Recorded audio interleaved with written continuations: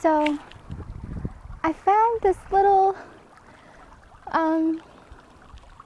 tree trunk that's kind of acting as a little seat for me. I don't know if someone placed it here or if it fell. But there's this beautiful stream of flowing water, and it's speaking to me. It's telling me to not worry. It's telling me I'm on the right path,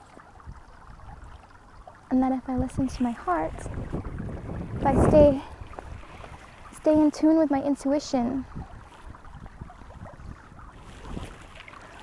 I'll soon end up where I need to be. I don't know where that is. All I know is I cannot resist, and I cannot control it. I cannot try and control, and I've just got to go with it, you know?